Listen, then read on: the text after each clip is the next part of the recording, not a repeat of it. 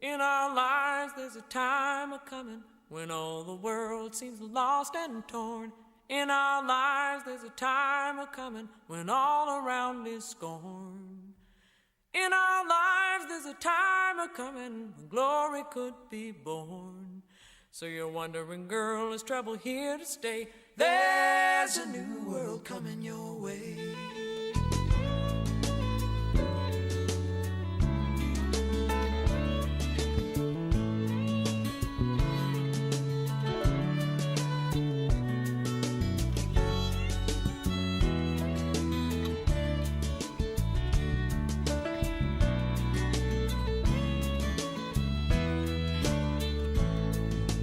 In our times there's a storm a-coming, bringing trouble and pain to everyone.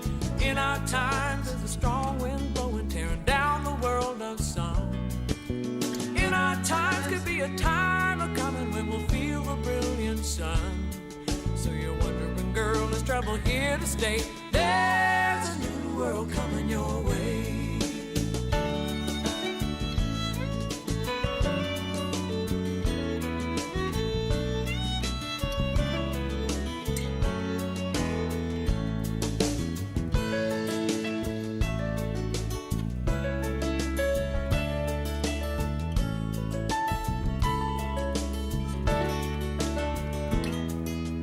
In your life there's a time a-coming when you will see everything so clear. In your life there's a time a-coming when you'll stand and face your fear. In your life there's a star shining and your destination's near. So you're wondering, girl, is trouble here to stay? There's a new world coming your way.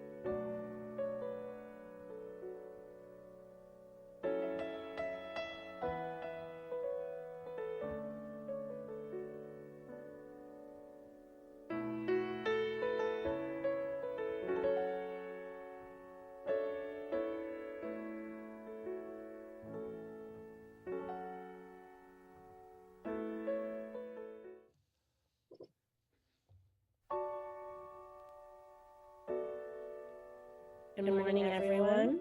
We will just start in a few minutes. We'll wait for, give everyone time to join us. So thank you for joining us this morning, and we will start in another minute or two.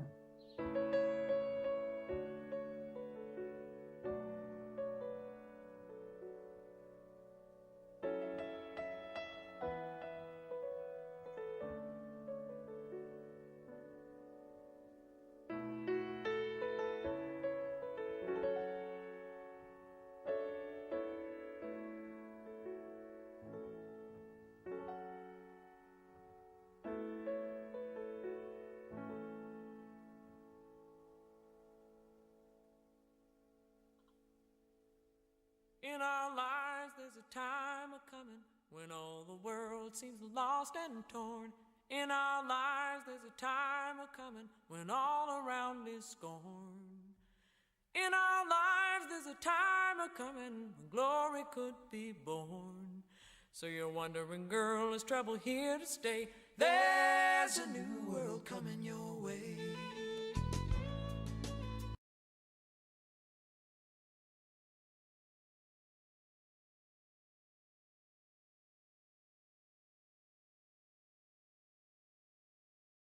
Us on this webinar with the Wilmette Institute to discuss children's Baha'i literature. And we're just so happy to have you join us. And this morning we are joined by Linda Ahdieh Grant and Elaheh Bose. My name is Ariana Ali. I work with the Baha'i Publishing Trust.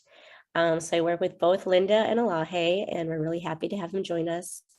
So today I'm going to introduce them, and they both have presentations to share.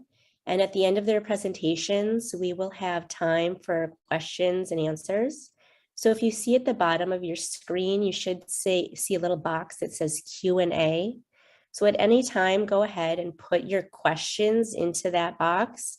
And at the very end, we'll be able to get to those questions and get through them. This will end at 12:30 Central. We'll try to finish up by then and try to get through as many questions as we can. So thank you again for joining us. I am going to introduce our authors and creatives today, and then they will jump right into their presentations. So today we have Linda Ahdieh Grant. At present and alongside friends and family, Linda is working on several projects that strive to bring the lives and contributions of Baha'i heroes and heroines from around the world into the homes and hearts of our children through picture books. These precious souls are our spiritual ancestors, and learning about them allows us to understand our identity as human beings on a collective journey to contribute to an ever-advancing civilization. In the spring of 2020, Linda and Anna Myers created a book called I Love My Name, a book published by the U.S. Baha'i Publishing Trust about a young 21st century girl named Ahdieh, who finds courage in the story of her 19th century namesake, the immortal letter of the living, Ahdieh, whose unwavering commitment to truth led to her death. Earlier this year, Linda and Reina Hirano created a book called Sometimes I Made Him Laugh, a story about Sachiro Fujita, an early Japanese believer.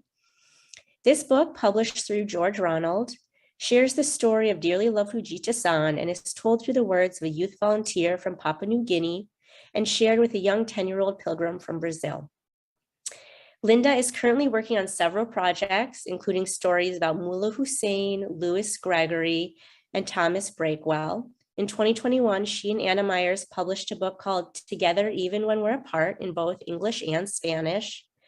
And it's about a young boy's resilient response to the COVID-19 pandemic and about the vibrant community being created in his building.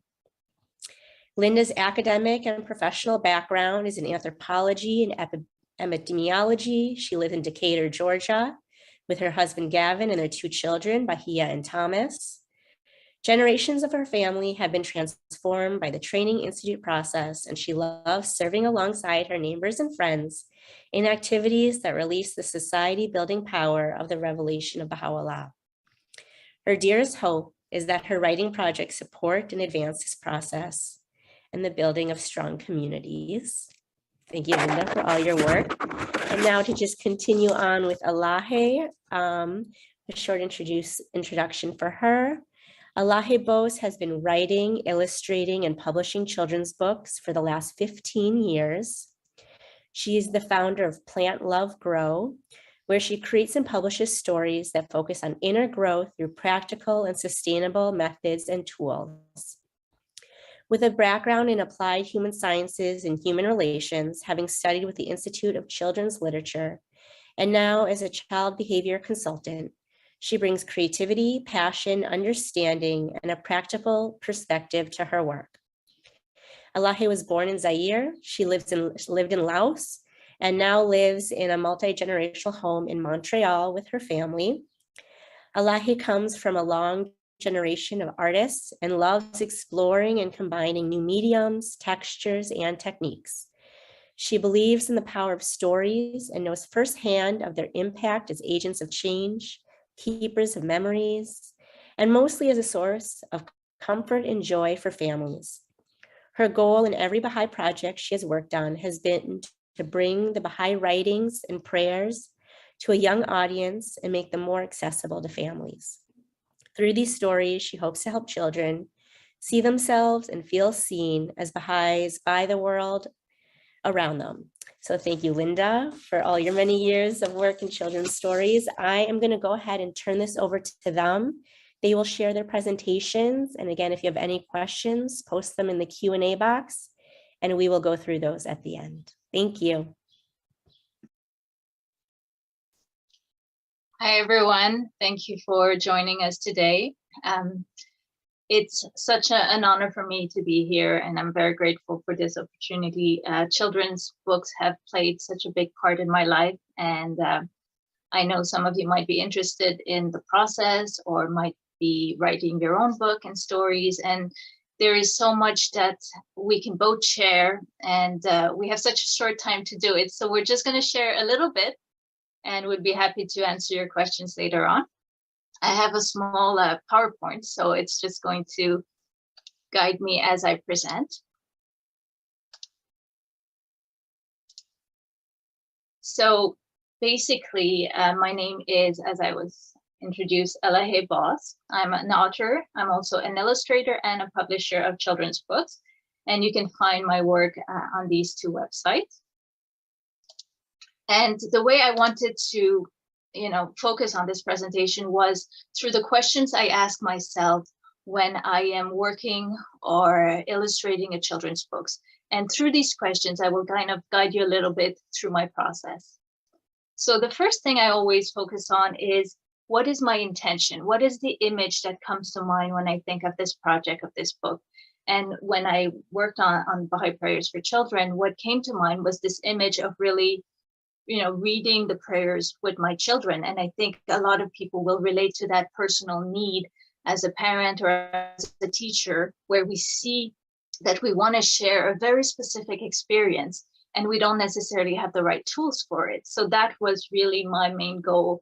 And the stronger this intention is and the clearer this picture is, the more it will guide you through your own personal process as you create your own stories. And I also want to always focus on what types of connections the book can help create.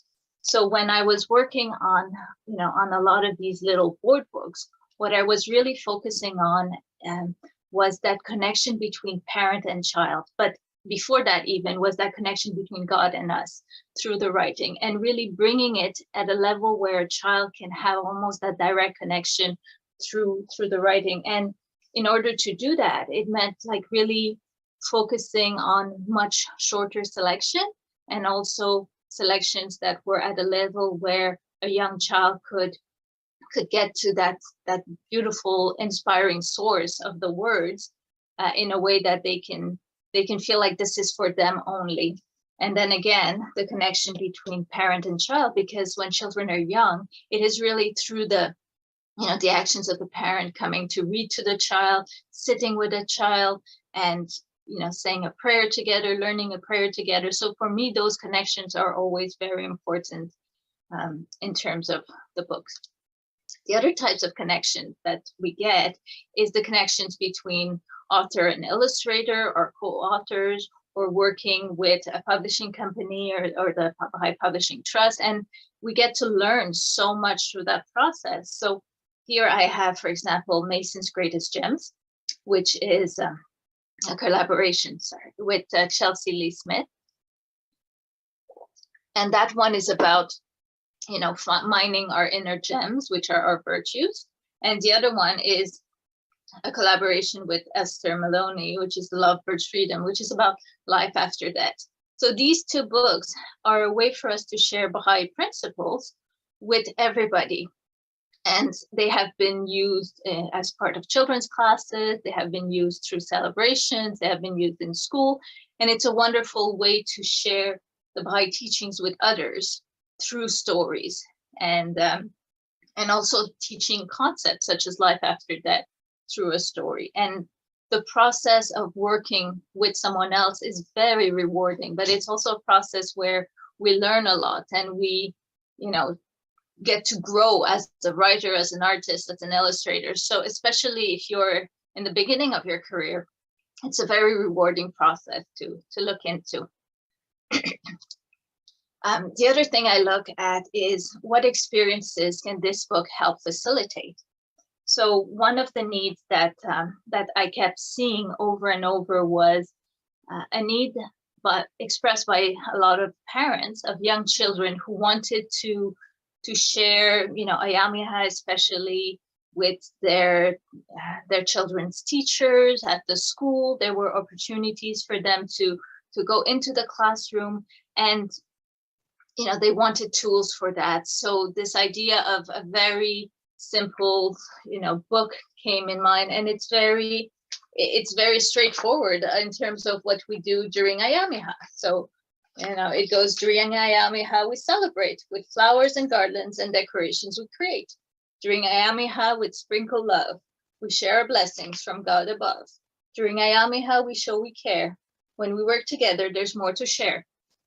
And this book really became something that was very easy for parents to show to the teachers beforehand, get permission from the school to share the story, to share the book, in the classroom. And then it became something that the parents could give as a gift to the teacher. So that process for me was a way of really creating something that could be a way of sharing, what our celebrations of and what we love to celebrate, and strengthening Baha'i identity. Because when a child finds a book that is specific to a celebration that they do and that they have in their family and in their community, it's such a very powerful experience for them. It makes them feel seen. It makes them feel like they belong to something so much bigger than themselves. And it's a very rewarding experience where they feel like they can bring and share something of theirs in their classroom. And, like, as someone who really didn't grow up with a lot of books like that, I know that that's something I wanted to help, put out there, is more and more tools and resources for parents when it comes to our celebration, and to, creating tools that help with strengthening Baha'i identity.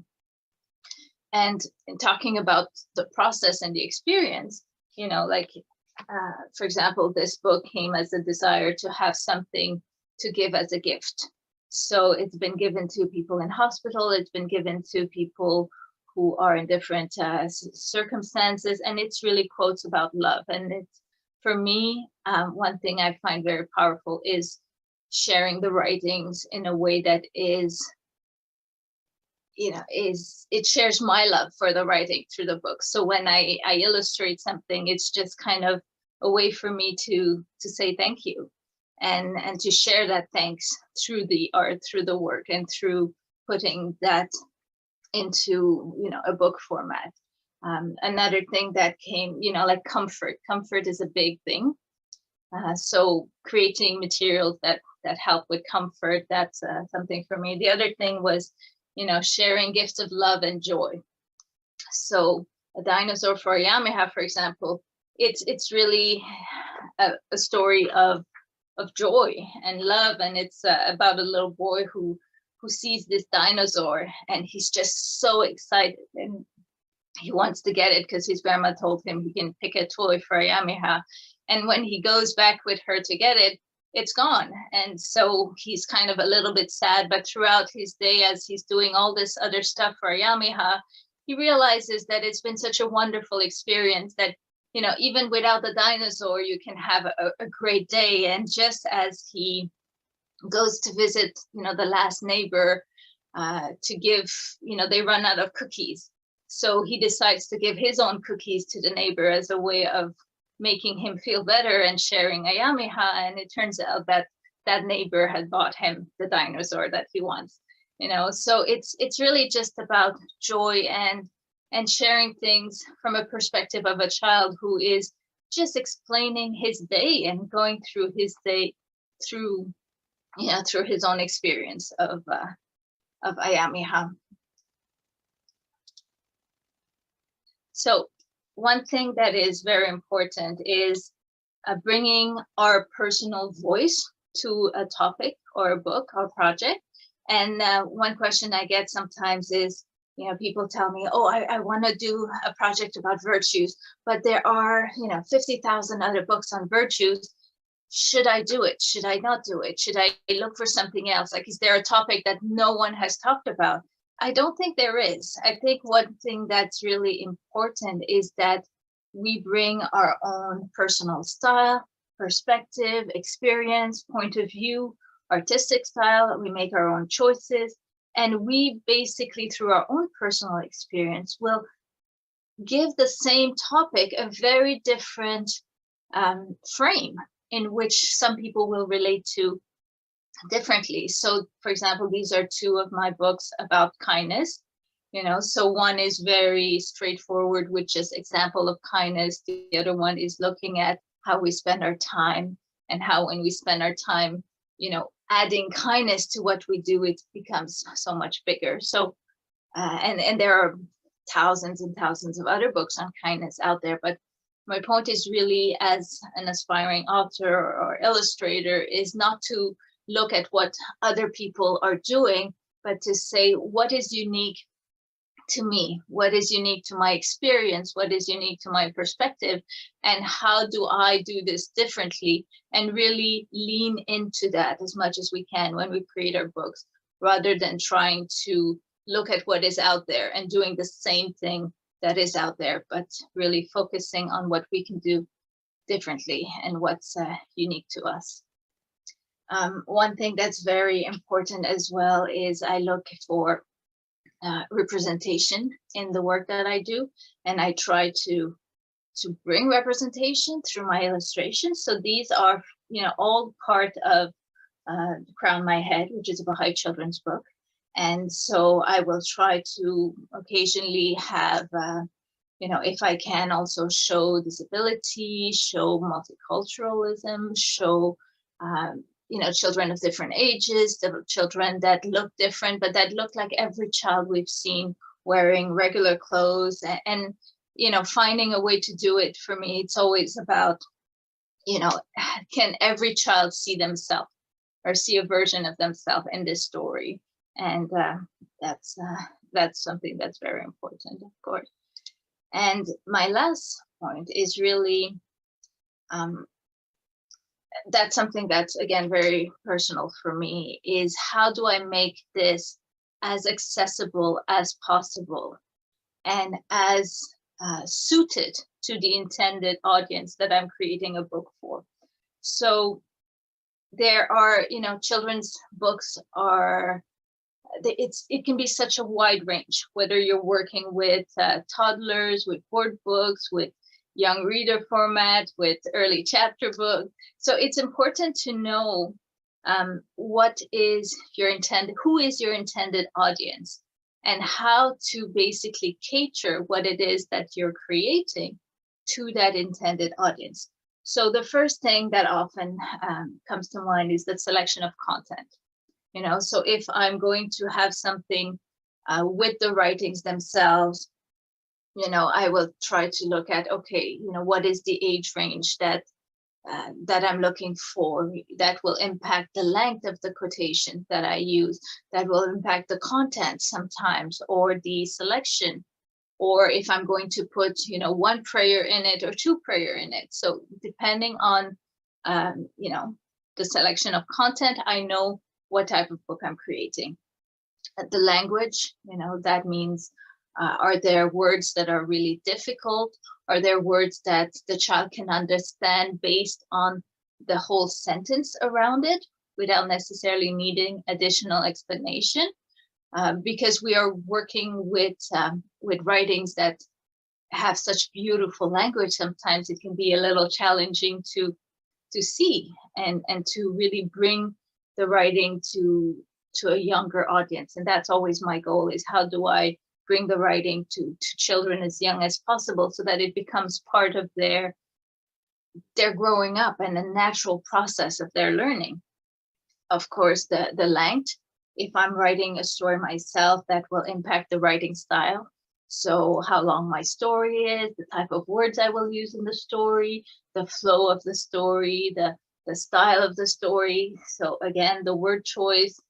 And then we're looking at the more technical aspects. And those are really also important, because what is so great about, board books like this is young children can take them, can use them, and they don't get destroyed. And one thing that would happen a lot of time is, you would see a parent trying to read a prayer with their child, and then they almost have to hold the book further away, especially if it wasn't their book and they were trying to have the child involved, but the child not ripping the book. And it's a very hard process as a parent when you want to include your child in a celebration, but you don't want them to damage the book. And it's so important to think about these things, because we need to create material in the format that is age appropriate for the children. So board books are really a great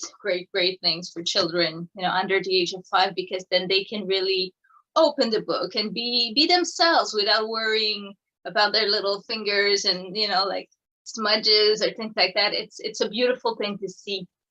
And then the size of the books, your illustration choices. For me personally, I always try to create illustrations that focus on feeling rather than try to, because the writings are so wide and they can be interpreted in so many ways. So when I create an illustration, I really try to look at what is the feeling that I want this sentence to bring, or what is the feeling that I want the child to have when they read this, and or what is the feeling that I get from this part of the writing, and to share that through the illustration.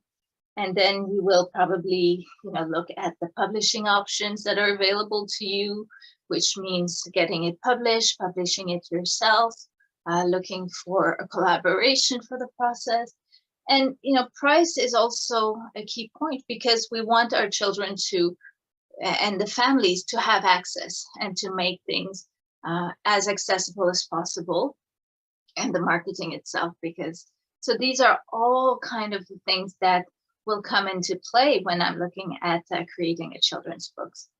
So that's pretty much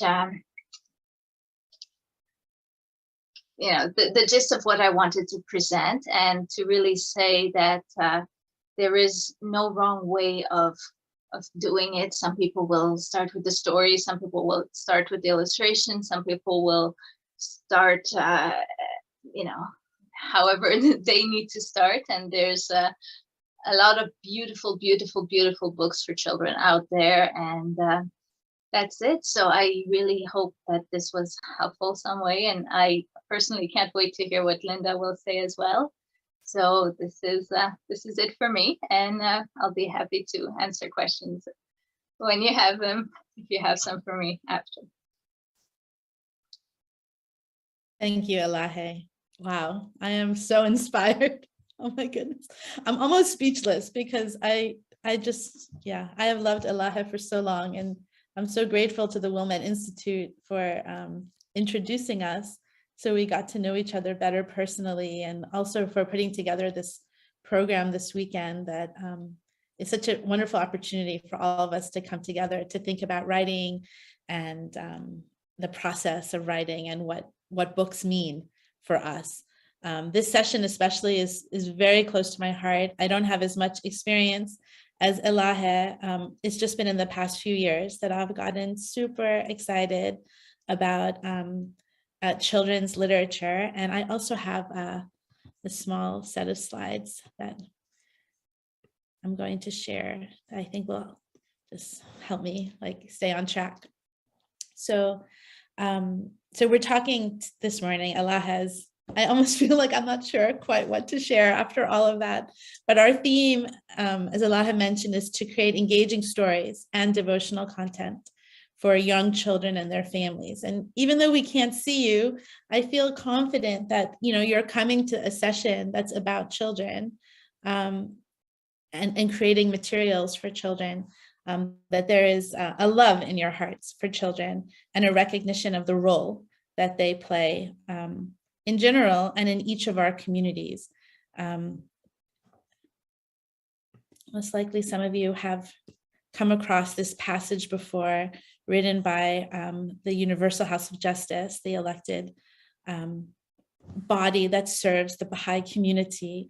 The Universal House of Justice in the year 2000 wrote a letter to the Baha'is of the world. And in that letter, there are several paragraphs about children and the situation of children in the world and our responsibility towards children. So just to start, just to start out these, few minutes that I'm going to be sharing some comments, I wanted to read this paragraph because I think it really informs like both the priority on children's literature and also the attitude and the posture we as creators of materials for children should aspire to have. The Universal House of Justice wrote, "Children are the most precious treasure a community can possess, for in them are the promise and guarantee of the future. They bear the seeds of the character of future society, which is largely shaped by what the adults constituting the community do or fail to do with respect to children. They are a trust no community can neglect with impunity. An all-embracing love of children, the manner of treating them, the quality of attention shown them, the spirit of adult behavior toward them, these are all among the vital aspects of the requisite attitude." So I find this paragraph so inspiring, and it has every project that I've been a part of. Like I really try to like do my best to try to be responsive to this vision of the House of Justice. And several parts of this passage particularly like touch my heart. One is that that our children are a treasure. And then another concept that really touches my heart is that it's not just what we do as adults, but it's also what we potentially fail to do with respect to children. So what opportunities do we potentially miss to ensure that our children are nurtured? And then finally, this last paragraph that talks about an all-embracing love. And I think, before I was writing, I thought of this as, how to inform, like when I interact with children, whether it's in a children's class or just in the community or, out and about, how we interact with children. I think also since I've started writing and thinking about children, I think it also applies to how we write and how we create materials and how we, create like prayer books, as Elaheh was mentioning, like this attitude that we have, this love that we have, this attention that we show them. So I want to include a photograph of a group of children that's especially close to my heart. It was participating in a children's class in a neighborhood not far from where we live that I first really saw the power of stories. The training institute, the part of the training institute, the educational program that's for children, is such a central part of the curriculum is about stories. And I saw in this class, like how much these children, how much they loved the stories that were in the curriculum, both the stories of Abdu'l-Baha, for sure, who became a hero for them, but also the stories that are also included in the grade 1 curriculum of the children's class about other heroes and heroines of the faith. So I wanted to share, before going in a little bit about some of the projects that I've had the chance to work on, just to share a few thoughts about storytelling. And there are just three concepts that I wanted to spend a minute on each one. One is the centrality of stories to the educational programs of the Institute, to our children's classes that we have all over the world. I also wanted to talk a little bit about storytelling as an art. And then finally, the role of storytelling as a way by which our identity with regard to who we are is nurtured. So first, storytelling is central to the Institute's programs for children. Many of you all have participated as children or are teachers, or your children are in children's classes, and know that in the curriculum, the grade 1 curriculum, alongside prayers and learning writings, memorizing writings, and playing games and doing coloring and learning songs, each of the 24 lessons of grade 1 in the Institute is accompanied by a story. And I wanted to share, in the materials that help us become teachers, like in the materials that kind of orient us and train us to become teachers of children's classes, there's two beautiful sections that kind of put storytelling in perspective. And even though this is like oral storytelling, I think it really applies to the stories that we write as well. And so I think we could learn a lot from sort of the experiences that have built around sharing stories through the Institute process.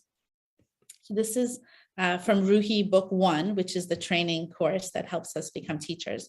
So in that book, there is this guidance. Above all, you should remember that you are not play acting and that your feelings must be sincere. Youngsters can easily detect a lack of sincerity. What is desired is to connect with the hearts of children. And remember, this is the section, I just want to make sure that this is the section that's helping us learn how to tell stories well, and helping us to build capacity as teachers to tell stories. And I'm sharing this because I think it will also help us as authors and as illustrators.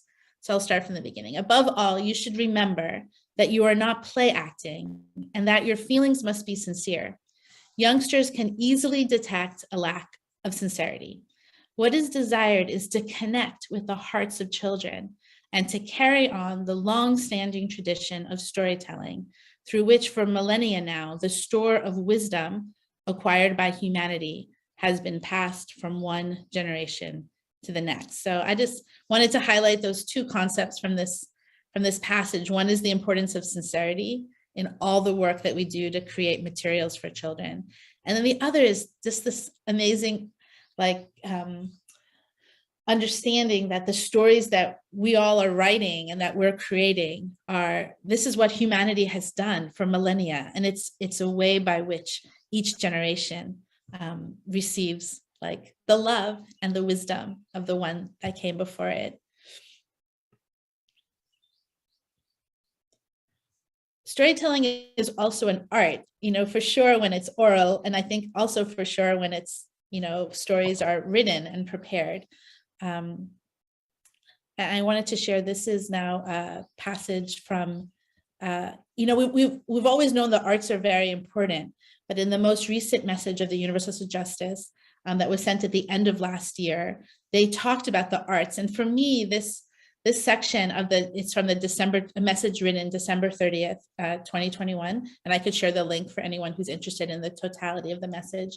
But there is a section where the Universal Justice talks about the arts and the importance of the arts. And I found it really interesting, and I got really excited about thinking about books and children's books specifically as an art, and thinking about what the House of Justice tells us that the arts are able to accomplish. So the House of Justice writes, indeed, the arts as a whole, so integral a part of the development of a community from the start, stand out in such settings as an important means of generating joy, of strengthening bonds of unity, of disseminating knowledge, and consolidating understanding, as well as acquainting those in the wider society with the principles of the cause. And I kind of tried to remember, it's been a long time since I was a child, but I tried to remember some of the books that I really remembered. And so many of these things, I think, there are two books that I remember very well from when I was a child. One is called, maybe some of you remember it as well, it's called The Wonderland. And it was a story written by the hand of the cause, Mr. Fazey.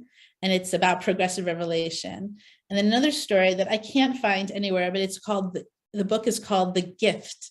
And it's about a dove who brings a book, and then these animals are, they're warring with each other, but then the dove reminds them that the book is meant to bring them unity. So these two books, I haven't seen the books in decades, but thinking back, I think the reason why these books, even now, all these years later, I still remember them is because they did these things for me. They created joy in my heart. They disseminated knowledge about progressive revelation and about the role of the Word of God. And I think they consolidated my understanding in a way that even now, sometimes I find myself when I'm explaining progressive revelation, I find myself referring to the concepts that I first learned from that story. So I mentioned those personal examples to kind of like remind ourselves that like the arts are able to like often like create a depth, like leave an imprint in our heart that maybe is not really possible without the arts. So I think it made me like doubly excited to be involved in especially children's books that have illustrations, which are so, the art is like is so central to the book. Okay, then the last theme I wanted to spend a little bit of time about before I talk a little bit about some of the projects that I've been a part of, is about our identity. And this is an area that I'm also really excited about, the role of stories. Maybe I'll share the quote first and then I'll share some comments. So okay, I'll share the quote. This is first of all, the background of this is now from another book in the Training Institute. This is from Ruhi Book 7, which is Book 3 helps us to become teachers of children's classes. And Book 7 helps us to become tutors of study circles. So in Book 7, I know that many of you all have studied it, but I just had the chance in the past year to kind of relook at Book 7 because we were having like a refresher course for tutors. And there's a part of Book 7 where each of the books of the sequence of courses, we sort of learn like a little bit more about like what the purpose of that book. So there's one section that talks about the purpose of Book 4, and Book 4 is all about stories. It's stories about the twin manifestations, about the Bab and Baha'u'llah. And in the sections that talk about Book 4, the materials kind of tell us that it's through stories and through history that we understand our identity. And so since the books, as Ariana mentioned in the introduction, the books that I'm mostly working on are biographies of heroes and heroines, this really attracted me and really got me excited because we know how important it is that we have an understanding, especially our children, have an understanding of their identity and who they are. Okay, so now I'll share this passage from Ruhi Book 7 about the role of history and the role stories play in developing our identity. Okay, history shapes much of the identity of the individual, as well as entire peoples. When connection with history is severed, confusion sets in, and people become as rootless trees. I found this so powerful. I'm going to just read it one more time. History shapes much of the identity of the individual, as well as entire peoples. When connection with history is severed, confusion sets in, and people become as rootless trees. But where, we may ask, during this age of transition in the life of humanity, when the old order is disintegrating and a new creation is appearing in its place, is each person to find the historical roots of his or her existence? This is a difficult question for most, but for Baha'is, the answer is simple enough. We must seek the elements of our identity in the myriad events that have brought the cause of God forward from that fateful evening when the Bab declared his mission to Mullah Hussein. And this is the section, if you want to look for it, it's in Ruhi Book 7, section 15 of Unit 2. So given that my interest in, the sort of like the projects that I've been working on have been biographies of individuals from history. We have one book about Tahirih and one about Fujita, which I'll share a little bit more about those books. But, trying to understand, why is it important for a child to understand who Tahirih was? Is it just a nice story, or is it actually something that can create in a child a better understanding of who they are as a human being by knowing the story of Tahirih and other heroes and heroines of the faith? So I'm going to share just a little bit now about some of the projects that I have been a part of. Ariana mentioned at the beginning, so I'll be a little bit brief.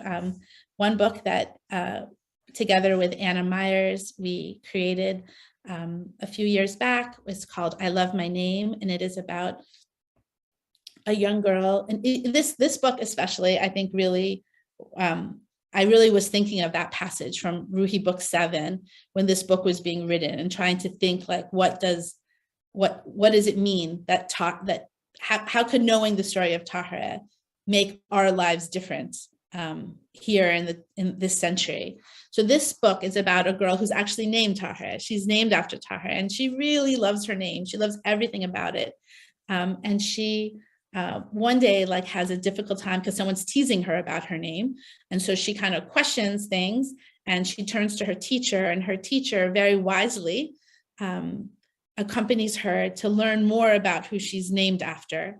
And in the process of learning about the original Tahirih, she develops a courage and a deeper love for her name and a deeper understanding of who Tahirih was. And she then is sort of able to like address the teasing that's happening from her friends, kind of as like with the understanding that comes from what Tahirih did and the courage that she exhibited. More recently, together with Rina Herano, we created a book called Sometimes I Made Him Laugh. And this book is about someone that I think many people, I've found that many people, I was really surprised at how many people actually remember meeting him on pilgrimage. He passed away in the 1970s, but if people who went on pilgrimage before that, it just seemed like everyone remembered him because he was such an important part of their pilgrimage. So Sachiro Fujita was a Baha'i from Japan. He was the second Baha'i, second believer from Japan, and he met Abdu'l-Baha as a teenager when Abdu'l-Baha was in America. And he traveled with Abdu'l-Baha, and eventually he actually served. He served Abdu'l-Baha at the Baha'i World Center. He lived a very long life, and he also served under the Guardian and under the Universal House. He served the Universal House of Justice until his passing in the 1970s. And his story really, really resonated with me. This little boy here is actually the main character of the book, and his name is Paulo, and he's a young boy on pilgrimage. And while he's on pilgrimage, he learns the story of Fujita. And the third book I'm just going to mention briefly because it doesn't really fall on the same theme in terms of like heroes and heroines of the faith, but it's a book that, again, with Anna Myers, we were like inspired to write during the COVID pandemic. And it was written in that first summer in 2020. We were receiving these amazing, powerful letters from the Universal House of Justice that were really putting into perspective what was happening at this moment in time for the human race. And those messages were such a contrast to what we were hearing on the news in terms of the House of Justice was providing us with so much hope and such clarity about what our response should be, both as individuals and as communities in terms of being of service. So this book is about a young boy. He's here in the corner in this upper with his parents. This little boy, his name is Amari. He's 8 years old, and he copes with the pandemic. He's resilient in the face of the pandemic because he's of service to the people who are around him. And his neighbors also similarly exhibit a posture of service to one another, and they come together and their community becomes more vibrant. So I just wanted to share now about kind of in general about all of these projects, like just to speak a little bit more like generally about some of the like specifics. Hopefully there are people here who are, thinking about writing a book, who maybe have started a draft. And I hope that during the questions and answers, we can hear from you. But we thought maybe it'd be helpful to like share some of the approaches that like we took in thinking about who to write about and how to make the stories relatable and where to get ideas from and what the process of writing and collaboration was like. So in terms of who to write about, I think there are so many interesting individuals. The first book we wrote about was Tahirih, and that was actually because in that children's class, I showed you the picture of at the beginning, the children were really interested in Tahirih. In one of the lessons, they learned about Tahirih, and they just wanted to know more. And sort of that book is really written as like a kind of really in honor of those children, because they loved what they learned in the lesson itself, but their desire to have more led our team to kind of want to like create a picture book that they could read and share with their families.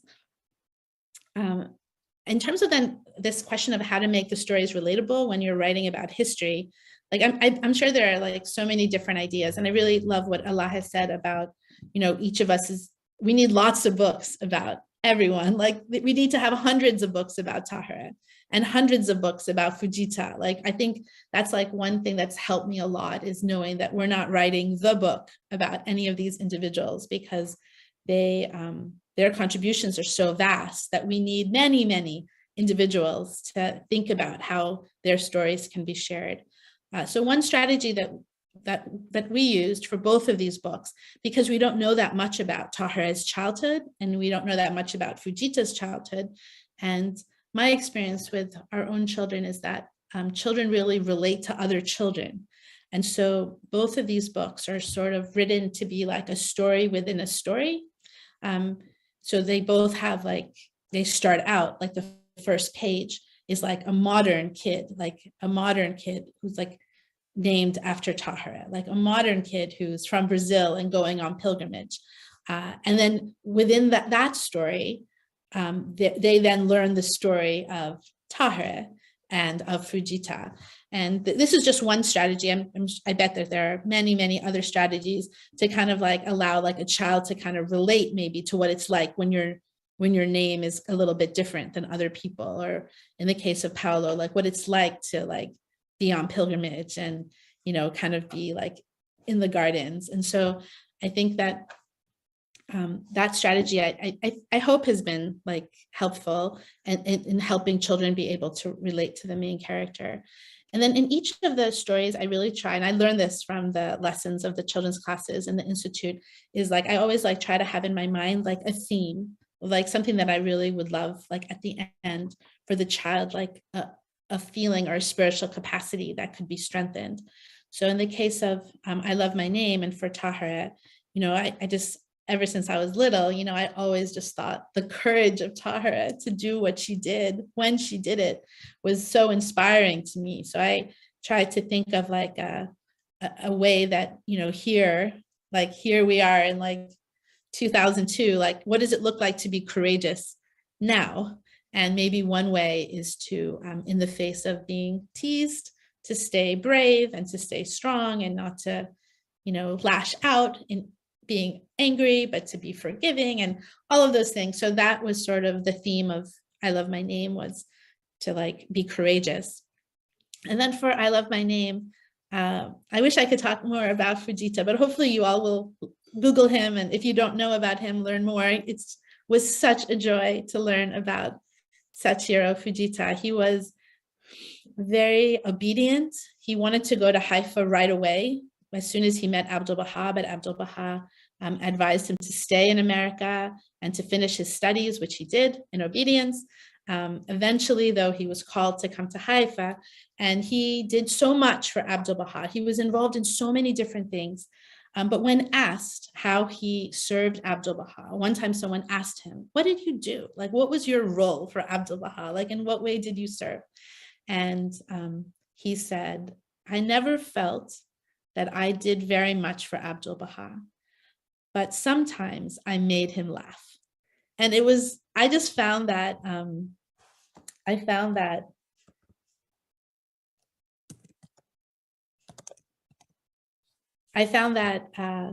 that humility and that sweetness of that response of Fujita to be so powerful. And so that's where the title, Sometimes I Made Him Laugh, comes from. Okay, in terms of ideas, I'm just going to try to finish these things on this slide, and then I'm almost done. Ideas, I think we all, like, I think when we're writing books, and probably this is the case for everyone on here who's writing or preparing materials for children, it's so exciting to get ideas from just all around us, from our own children, from the children in our neighborhood, from the families. You know, so this little boy, Paulo, for example, he really likes to make people laugh too. And that really was something that I really learned from my son, who in every situation, he always tries to see if he could like bring joy and like tell a joke or make people happy. And I love my name. My daughter also isn't named Tahra, but is named Baha'i, and has also really loves her name and is always writing it in different ways. And, sometimes has been asked, to spell her name. And so seeing how she has like kind of navigated the world with like a very precious name, but also a name that's, hard to spell or hard to say. So ideas from like my own children's life and from the lives of, children around me have impacted the books. And then finally, just a few comments about the process of writing and collaboration. And I really echo what Elaheh said. I mean, the joy, I think sometimes we think that writing is a very isolating enterprise, and I found it to be quite the opposite compared to other things I've done like in my life professionally. Like I find it to be very, very uplifting in terms of the collaboration. One thing that I think is nice to mention, and there's going to be a whole session on, not a whole session, but like one of the sessions tomorrow, there'll be someone from the review office. And I found like that process to be really exciting. And really, I learned a lot about like the importance. I mean, I knew it was important, but I think my appreciation for like the high priority that we must have on historical accuracy, and like the extent to which things are like, the review office helps authors who submit for Baha'i review, and how important it is, that process. I don't know, I'm very humbled, I guess, before the process of review. And I'm so grateful to have had that opportunity to learn like how it is approached. Of course, the opportunity to work with publishers, it was such a joy. Like it was kind of magical to see like something come from, black and white on a piece of paper and a Google document, all of a sudden like these beautiful books to be created. And so that was a real joy collaborating with the publishers.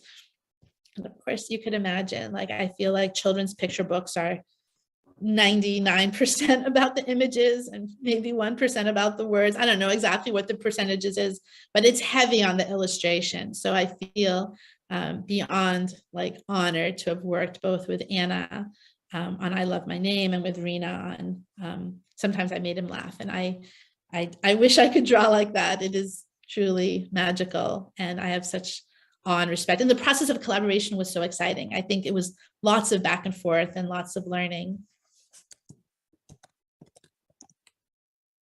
Okay, so I think my last two slides, I just wanted to like share just two thoughts. One is about the importance of like ourselves as writers growing. I feel like since I started writing, maybe it's been 3 years or 4 years, I feel it's been such a precious opportunity for me to really think about my own spiritual qualities, especially going back to that passage from the House of Justice about the attitude we have towards children. So I wanted to just like kind of end with this question, really to myself first, but really to all of us who are writing materials for children and for others. How can we as writers, what are those spiritual qualities that we can strengthen in ourselves so that we can write stories that are worthy of the precious children who are being raised by communities that are applying the framework of the 9-year plan? The message I mentioned earlier, I know many of you all have read it, December 30th, 2021, the House of Justice describes the enkindled souls that are being raised by this plan and the qualities that they have. And to think that like, among those enkindled souls are children, this precious treasure. And thinking of those souls, many of whom we'll never meet, right? Our books have this opportunity to have this, reach beyond people that we actually will get to know in person. But how is it that we can develop our spiritual qualities so that the stories elevate, are elevated in such a way that they are like consistent with these souls, these tender souls that are being raised up within the 9-year plan. So just as a few examples, What does it look like? Elaheh talked about collaboration, and I mentioned it as well. What does collaboration look like in this environment as we're producing literature? What does it look like to be free of prejudice and of paternalism? Like, how do we do that as writers? How do we have a posture of humility and remain eager to learn? The House of Justice talks about, like, we have learned things, but there's still much to learn. And how do we remain in that posture of humility that will allow us to take those steps that are needed to continue to grow? Okay, and then the remaining 2 minutes, I think one of the things that was mentioned in the description was, like, how do we bring our projects to completion? I feel like this is something that I really want to learn more about from Elaheh and from others. Like, you sometimes feel like some of these, like, you think about Tahir, you think about Fujita, like, they're so noble and their lives were so immense. You kind of sometimes just want to keep learning about them and keep like making the writing more clear, or keep working on the illustrations, or, but at some point you want to also like bring it to some closure. So what does that look like? And I think that's like, for me, that's something that I'm like really eager to learn more about, is how do you balance like excellence and wanting to always like make it better and better, but also at some point saying, okay, for now, this is like where we are, and this is, we're going to like publish this book. And so that's something that I think is something, maybe it just comes maybe it comes with time. And so a few ideas just around like very practical things that have helped me to keep momentum and to complete projects. I think one is just to be around children as much as possible. And if that means teaching a children's class, or just, being in parks and just having conversations with children, I think it really has helped me tremendously, kind of just know what's in the minds and hearts of children. The other has been consulting with others at every stage, whether it's brainstorming about ideas, circulating drafts, just at every stage. I think consultation, we know, bestows understanding. Seeking inspiration everywhere, reading all kinds of books, children's books, other kinds of books. And I think, finally, keeping Abdu'l-Baha close always. We just are finishing this amazing centenary year where we had the opportunity to keep Abdu'l-Baha so close to our hearts. And, I think remembering his love for children and his liberal use of stories to explain truth, I think as writers, especially for children, keeping Abdu'l-Baha close to our hearts and our minds really helps facilitate our work. So in closing, I just wanted to share this prayer that is a source of great inspiration and guidance to me. And then after this, we're going to move into having questions. O thou kind Lord, these lovely children are the handiwork of the fingers of thy might and the wondrous signs of thy greatness. O God, protect these children, graciously assist them to be educated, and enable them to render service to the world of humanity. O God, these children are pearls. Cause them to be nurtured within the shell of thy loving kindness. Thou art the bountiful, the all-loving.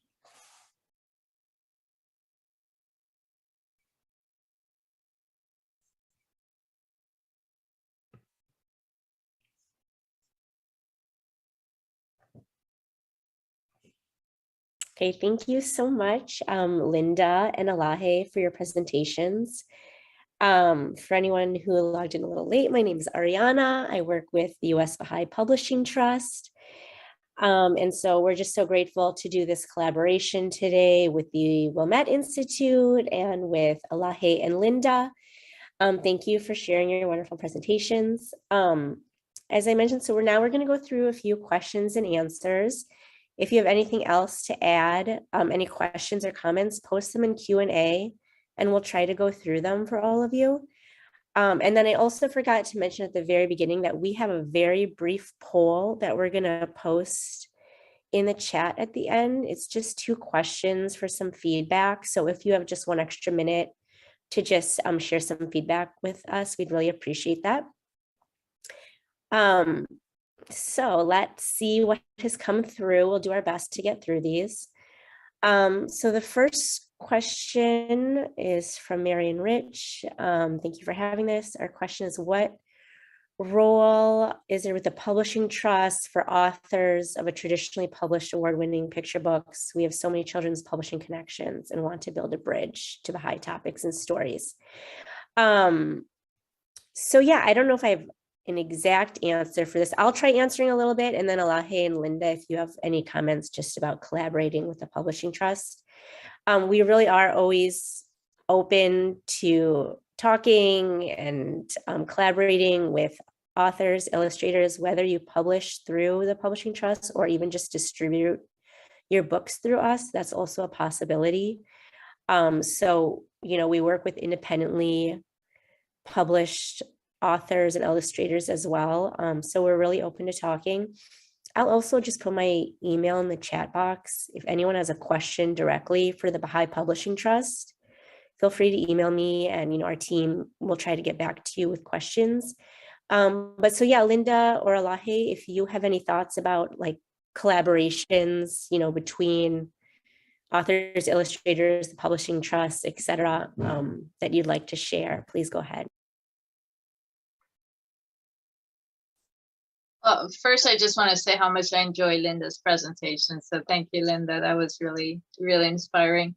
I think it really depends on what you want to bring to the table. And, you know, obviously, if you're, you know, if you've created an award-winning picture book, I'm sure whatever you contact them about is going to be something interesting, and they can only answer based on that. So even if it's just to share your process, your information, what it is that you want to do, you know, I would definitely contact them, and maybe even go to the panel discussion where you can ask, you know, a multitude of questions, because that will be really a wonderful way to access these resources and you know, all the people who are directly involved in the process. So.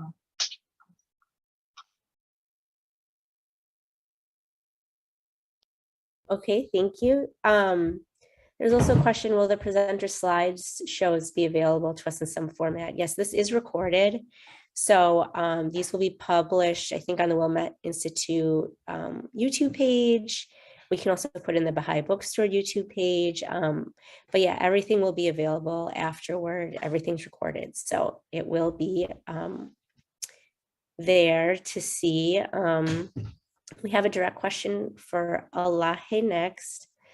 Your books are beautiful, fresh and charming. You're amazing in your versatile skills, being able to write, illustrate, design, and publish. I understand how you create your books.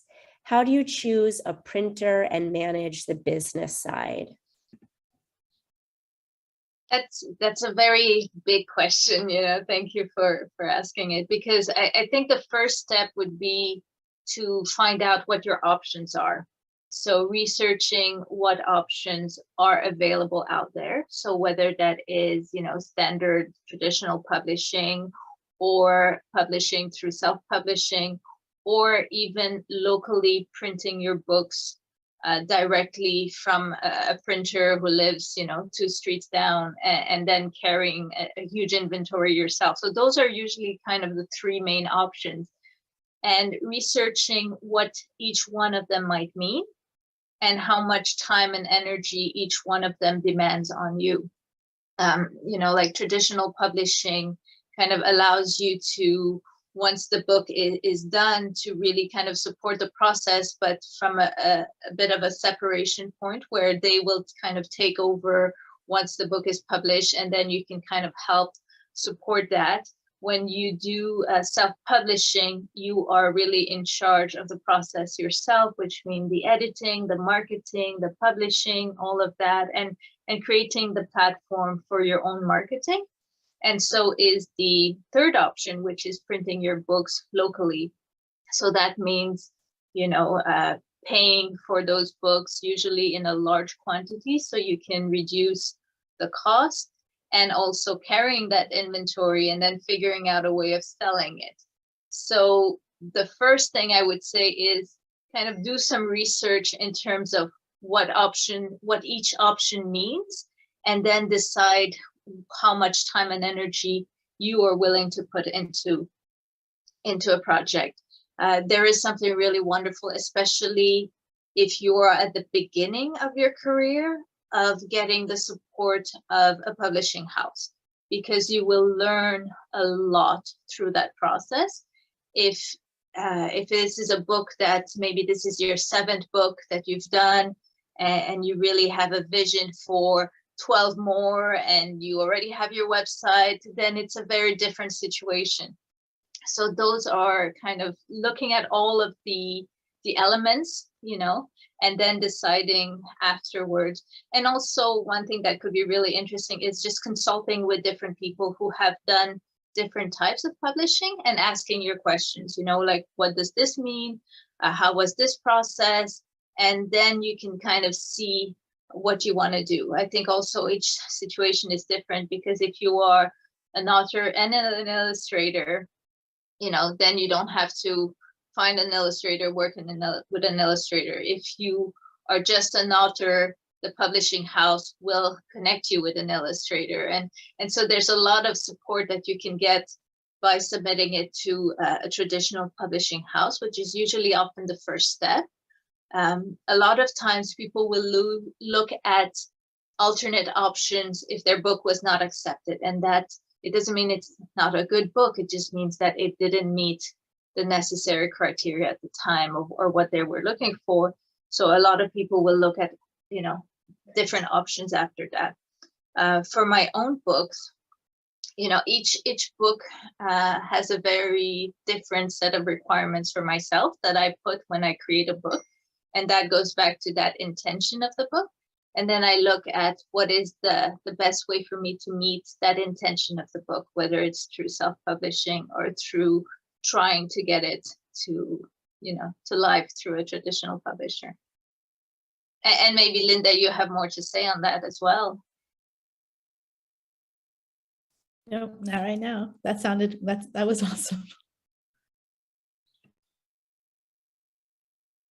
Okay, thank you, Elaheh, for that. Yeah, it is a big process, the writing, the illustrating, and then the business side. So there's a whole lot that goes into it for sure. We had a question. I would like to join a writing workshop for writers of children's books. Does one exist? This is a great question. Great feedback for us at the Baha'i Publishing Trust to think about putting something like that together specifically for Baha'i authors and illustrators. I'm sure there may be other children's, writing workshops. I don't know, Linda and Elaheh, if you've joined some workshops and want to share anything about that. One wonderful resource that I hope that friends know about, and if there's someone here on the call who has more of the historical background, please share it in the chat or in the questions. But when I maybe like 5 years ago, I attended a program at Greenacre Baha'i School called The Spirit of Children. It's like a yearly gathering of, it's not just for writers, but it's also for like artists and musicians, and it's for individuals who are just love children and want to create materials for children. And I found that space to be so thrilling and so wonderful. It was a whole week session, and we haven't been at Greenacre, we haven't been having these programs, but I know that there's some discussion about like that group coming together again. And so I think we should look out for that. And I think in addition, though, I guess I'll just mention my experience there. It was like I had just written the story about Fujita, and I shared it there, and the love, the love and the joy, and people who had met Fujita, and people offered so much like support and enthusiasm, and I met a lot of new people who are also writing, and we've been able to share our drafts with one another. And so I think it'd be incredible if things like that could be multiplied and maybe even like localized in our communities, because I think we yeah, as I mentioned, I think the potential for collaboration is so great. And I think we learn so much from consulting with one another that we just can't do in isolation. So I think any things that are organized both from the publishing trust, but maybe also like a few of us should experiment with it and learn what does it look like, you know, at the local level, at a regional level, for writers to come together. Yes, thank you.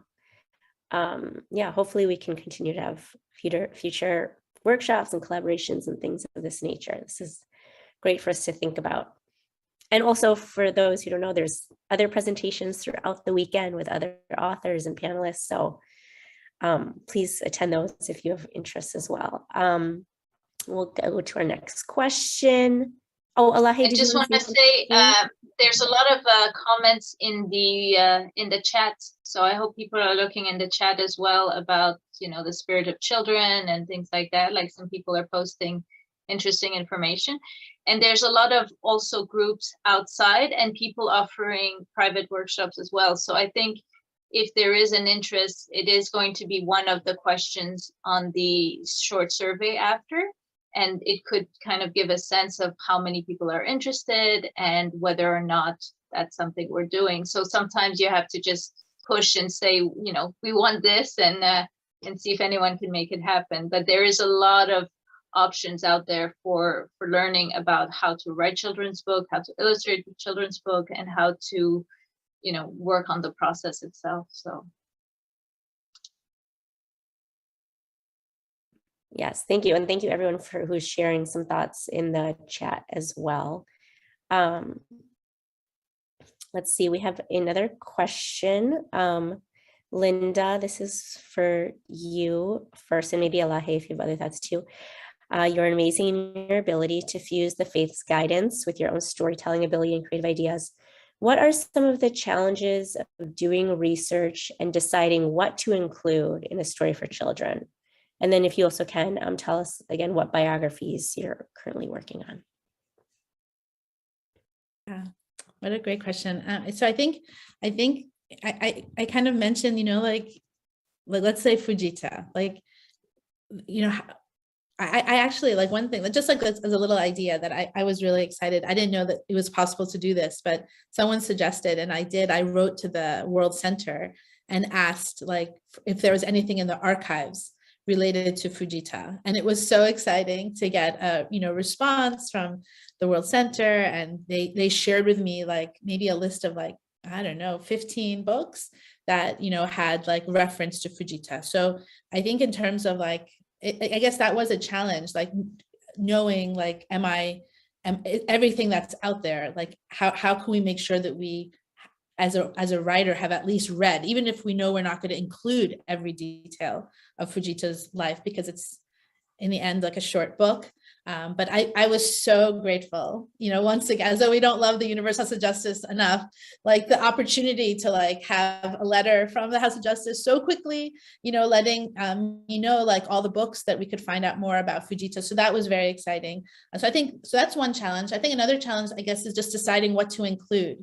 You know, there are so many stories, there's so many, like, you know, but then you also then want to balance, and the books that I've worked on are actually on the longer end, you know, like actually are like 1,500 words. I mean, there are some books that's because this is for older children, like in upper elementary school. For younger children, when you have much fewer words, I think it becomes even more challenging deciding like what is like the one or two maybe concepts or stories that you want to include. One thing that, like, one way to address that, I think, has been like, you know, many of the, and this is in like in the broader literature too, like this is like a growing genre of books is about like children's picture biographies, you know, because more and more parents want their children at a young age to learn about, you know, they just want them to learn about people from the world. And so I think that there's an opportunity in those books because often it's parents reading them to children. So like, you know, you can have like an author's notes, or you can have like additional information at the back of the book. So I think the story could be left somewhat like simple, but then there's the opportunity to like include other like resources either online or in the book itself that the parent could sort of like, use to supplement for like a curious child who wants to like learn more about that individual. Some of those, like that back information is also helpful. I think the other part of the question was some of the other projects. Right now we're working on a story about Mullah Hussein and one about Thomas Breckwell and one about Louis Gregory and also one about Patricia Locke. But I'm always thinking of others. So if anyone has any ideas, please let me know. Because there are so many. I feel there's an endless number of, heroes and heroines to learn about and write about. Thank you. Here's another comment and question. And maybe you can both talk about this. I think this is about representation in books. In children's books, I see a lot of pictures of white people and Black people and others, but I never see books of stories of a Hispanic child involved in a story. Hispanics are the largest minority population in the United States. And there are no children's books where Hispanic children are one of the main characters. I hope when you think about writing a book about the heroes of the faith, they can see themselves in stories that Hispanic children can relate to. So I know some books are translated into Spanish, but that's not the same thing as being a character in the story. So maybe if you have any comments, either you specifically about representing Hispanic populations in books. Absolutely. I don't think either one of us would disagree with your comment. I think there is a need for representation, and the fact that you are more sensitive to it probably means that you are also the right person to do something about it and put those stories out there. And I think we each write with our own angles and our own perceptiveness. And, when we feel a certain way about something, it also means that we have an ability to see a special need. And I think just the fact that you brought it up, it means that there is a voice missing, and whatever can be done to make sure that voice is heard is something that, we all need to hear more often, and be reminded of. But also I would encourage you to voice that even more, and to, maybe if you feel, if you are a writer yourself or someone who is interested in children's book, to see how to make that happen. So thank you for sharing that. Yes, I concur with Elaheh, and I'm glad you mentioned it, and I will keep it in my heart as well going forward. Thank you. And I'm realizing we're getting some comments in the chat, and I'm realizing maybe not everyone can see them, that it's just going to the panelists. I'm sorry about that.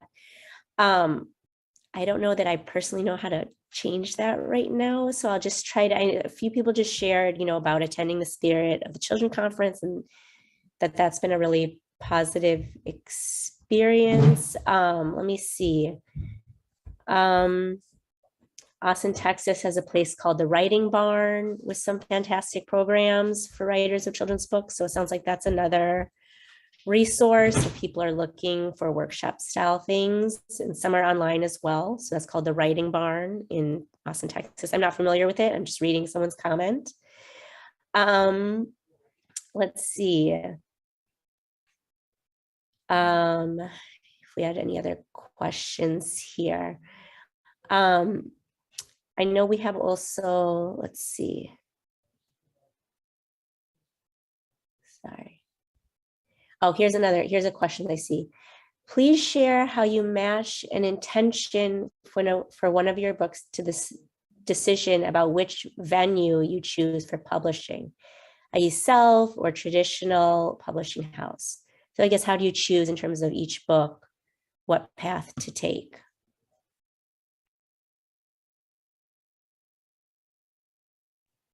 Elaheh, do you want to go first? Yeah, because I kind of feel like it's a follow-up to what I was saying earlier. I'll give you an example. When when Chelsea and I decided to work on this story, and about, the quote, basically mining your inner gem, and how education, and, we decided to really focus on the inspiration from the Baha'i writings, and like teaching that our gems were our virtues and stuff. So it's really about virtues and mining our inner gem. And so for this book, for example, which could have potentially been submitted to the Baha'i Publishing Trust, because the topic is so general, we decided to self-publish it ourselves so that I could sell it on my Plant Love Grow website, and Chelsea could also sell it on her Moments a Day website, and we could easily sell it on Amazon as well. So for this book, for example, it was a very easy decision based on the intention of putting the book to as many people as possible, and working through our own distribution, so networks. But because of the topic, we were also able to contact Ariana and see if they wanted to carry the book as well. So if, for example, at the beginning when these board books were created, it was very hard for me to, at the time, to think about, creating my own board books. Board books are a very specific type of product that you can't buy like 3 board books. You have to, order 1,000 board books. So if you are looking at creating a board book and it's your first book, for example, then working with a Baha'i publishing house or with a traditional publishing house will support that process without you having to invest, a certain amount of money to make it happen. If you are, further into your career and you have enough distribution, contacts and things like that, then you can decide for yourself if you want to take the risk of creating your own books. So just to give you an idea of what to do, what is great about working with a traditional publishing house is they have their own distribution, they have their own marketing, they have their own publishing process. And for me, especially with the books that have Baha'i content, I feel like it's more supported through the traditional publishing house, especially when you are at the beginning of writing your own books, of getting known in a way as someone who has written books, if you don't want to invest in a website and all of that. So kind of thinking like, where do I see these books in my head? Who are they written for? That, and then work backwards and see what the process is. I hope I answered it. Yeah, thank you. Okay, so there's, I think, sort of 2 related questions I'm going to string together. One is general and the other specific. One says, do either of you have a mentor, or do you have thoughts about sort of the mentoring process? And then one sort of semi-related that's more specific. It says, hi, my father was blessed to become a Knight of Baha'u'llah in Southwest Africa and an official photographer for the Universal House of Justice, the archives, and other Baha'i earlier events, that have many audio tapes. I'm not sure how to start a storybook or what type. Who could I consult with? So that one, I just want to put out the Baha'i Publishing Trust, but also Linda and Elaheh, maybe you can just sort of talk about that process of mentorship, collaboration. How do you start? Who do you reach out to? Those type of things.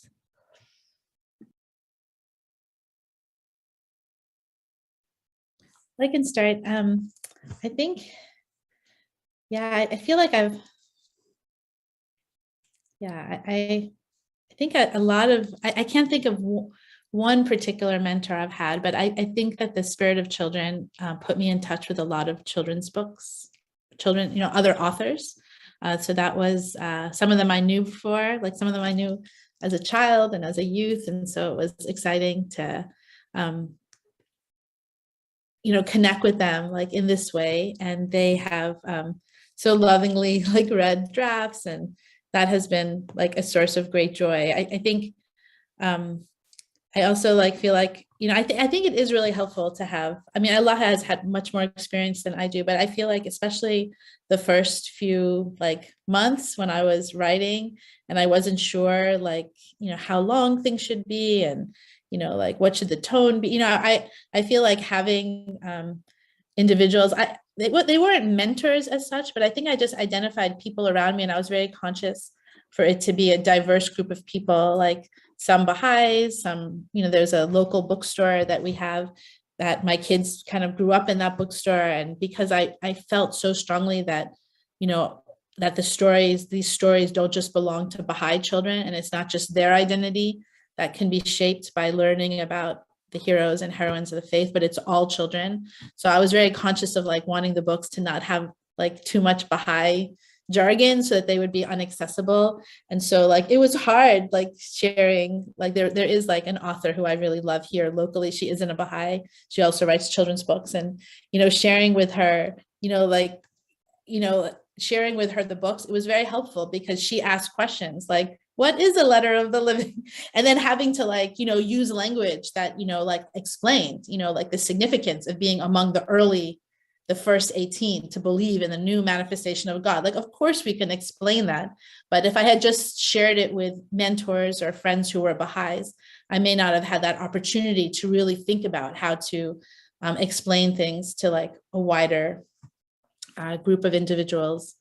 But I think it is really good to have a mentor. Like I'm not sure, like, I think it's so personal, I think either among someone that we already know, like for me, like my dad who, doesn't write for children, but, is like very, very like excited about writing and literature. Like I find it's someone who, is excited about what I'm doing. And I think having someone like that who is kind of in your corner and sort of like cheering you on, I think is tremendously important. And I think Elaheh and I would both, if there's anyone who would like, beyond this session, like, to have more conversations, to hear about other Baha'i authors or other authors that we know about, I think we both would welcome the opportunity to assist anyone who, is interested in having that, those kind of consultations. I think that's a great answer. And the only thing I'm going to say is, for me, it's changed at different parts of my process. Whenever, especially at the very beginning, it was more of a kind of a writers group exchange. And I think that's a really, really great thing where you support each other through your writing. Further along, it became also more of a specific thing where I would seek specific people to value their feedback. And I think you need to know also what it is that you want out of it, out of the process. Like if it's more structural in terms of the writing, length, tone, grammar, that kind of support, or if it's more inspirational, or if it's to kind of keep you on track. So having an idea of what it is that you want to get out of the process is great. And in terms of mentoring, it's really much more of a give and take process a lot of time, where you get as much as you give as part of the process. So, go out there and definitely find people who are kind of in the same place as you and who will want to explore more together. It's a really rewarding process.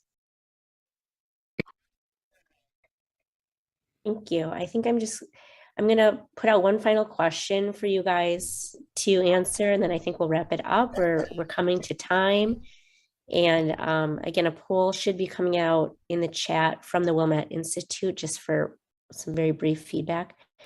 So our final question today, and of course, if anyone still has questions, feel free to try to reach out to any of us through the Baha'i Publishing Trust, Linda, Elaheh, through the Wilmette Institute, and we'll try to get back to you.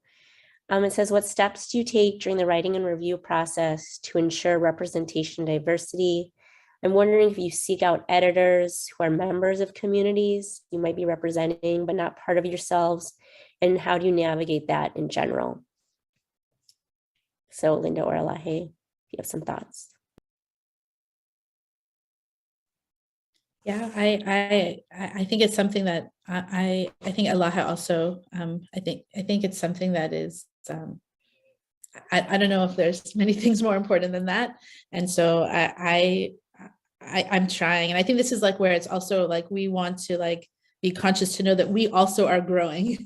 Like we're also, God willing, getting better at this year by year and month by month.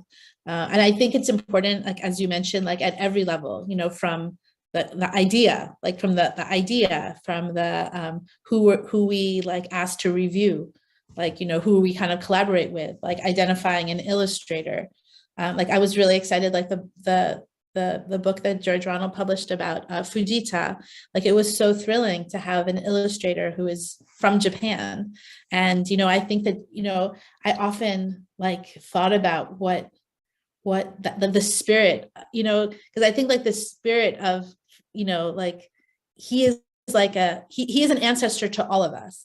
But, you know, she like had grown up in a country where Fujita was someone that everyone knew and everyone loved. So I think the opportunity to have an illustrator who was also like, you know, like had grown up learning about Fujita and loving Fujita, I think was a very precious addition to the project. And then of course, I think in terms of like, then when we're marketing, we have to also be conscious that we, you know, want the books. And I think I love that Elaheh mentioned the price. You know, I think we want our books to be, you know, tremendously accessible. We want all of the literature that's produced. You know, ultimately, this is made not for a subgroup of children, it's for all children. So being very deliberate about how we can ensure that that happens, I think is central to, I think it's an imperative that we have as creators of literature.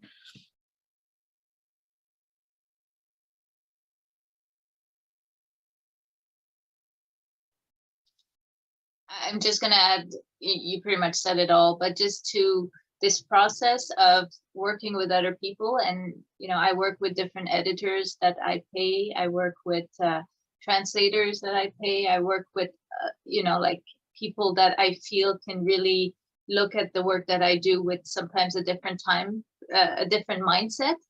I've also been challenged about my own biases at time. And there is a book that I've completely redone, you know, because when I got a certain feedback at one point, I realized, oh my God, I've never looked at it from that point of view. And, you know, when that happens, you know, we learn a lot and we realize we are doing our best, but it does help the process sometimes to get feedback and to work with people who have different experience. So that is definitely something that I would always encourage to anyone, you know, if you can, is get the right set of eyes on whatever it is you create and find the right people to work with, because that's very important. Okay, thank you so much, Elaheh and Linda. I think we are going to wrap up. I'll just mention, I hope people can see in the chat. I know some people have posted like their email addresses and stuff and have mentioned, you know, Baha'i writers groups and things like that. I'm not going to go through and read all of them. There are quite a few at this point, but I hope people can see that.